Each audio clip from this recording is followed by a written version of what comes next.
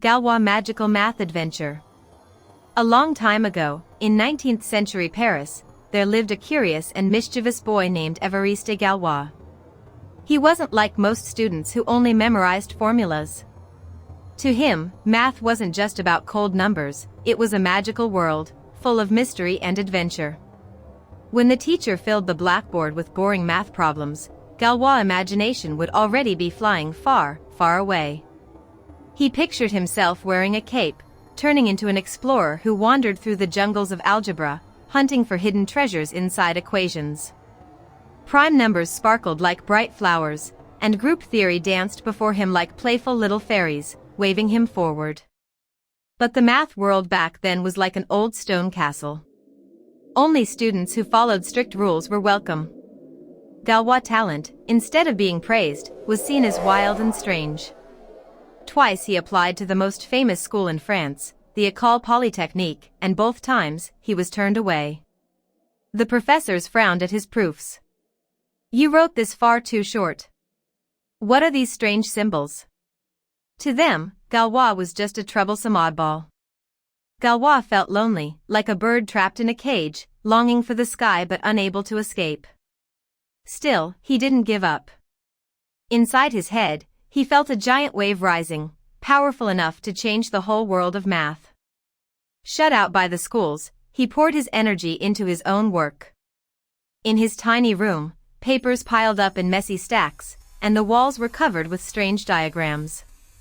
To others it looked like chaos, but to Galois, it was his own little universe. Slowly, he began to see patterns hidden inside. He discovered that many equations, which looked unrelated at first, were secretly connected. He invented new symbols, like drawing constellations among scattered stars.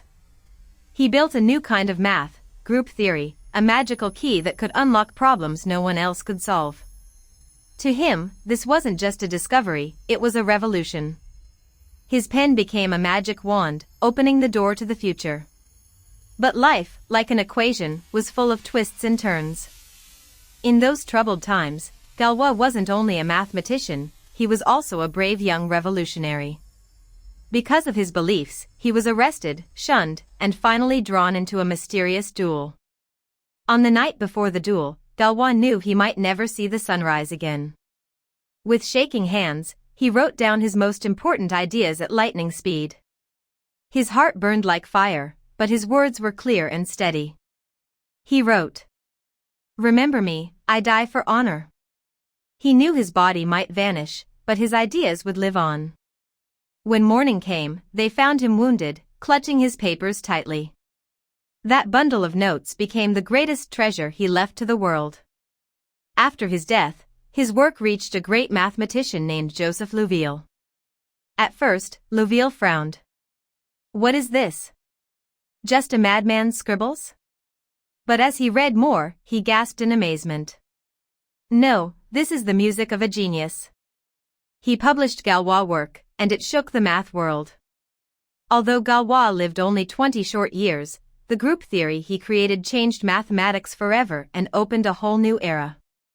With his short but shining life, he showed that the beauty of math isn't just in finding answers, it's in having the courage to discover new paths.